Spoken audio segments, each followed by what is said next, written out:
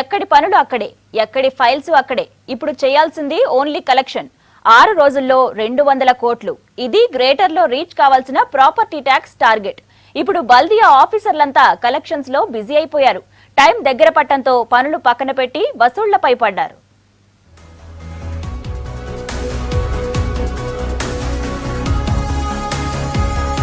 Greater పరిధిలో property tax వసూలులో speed పెంచింది GHMC. Collection కు 6 రోజులు మాత్రమే మిగిలి ఉండటంతో టార్గెట్ రీచ్ అవడంపై కాన్సంట్రేట్ చేశారు అధికారులు. 200 కోట్ల ఆస్తి పన్ను వసూళ్లకు ఫుల్లుగా వర్క్ చేస్తున్నారు. ఈ నెల 31లోగా ఎట్టి పరిస్థితుల్లోనూ కలెక్షన్స్ కంప్లీట్ చేయాలని ఆదేశాలు జారీ కావడంతో వసూళ్లలో బిజీ అయ్యారు.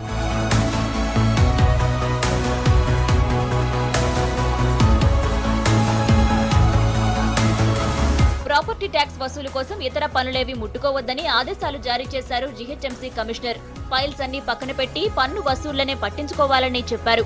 ఇప్పటి వరకు ట్యాక్స్ వసూల్లో 50 కోట్ల వరకు వెనుకబట్టంతో సీరియస్ గా దృష్టి పెట్టారు. టాప్ కలెక్షన్, లీస్ట్ కలెక్షన్ సర్కిళ్ల లిస్ట్ ను దగ్గర పెట్టుకుని మరీ అధికారులను పరుగులు పెట్టిస్తున్నారు కమిషనర్. ఇప్పటి వరకు ఆస్తి పన్ను వాల్యుయేషన్ కాని భవనాలను గుర్తించడం, ప్రభుత్వం నుంచి మెరుగైన సేవలు పొందేందుకు ముందుగానే పన్ను చెల్లించాలనే విషయాన్ని ప్రజలకు తెలిసేలా ప్రచారం చేయాలని ఆదేశాలిచ్చారు.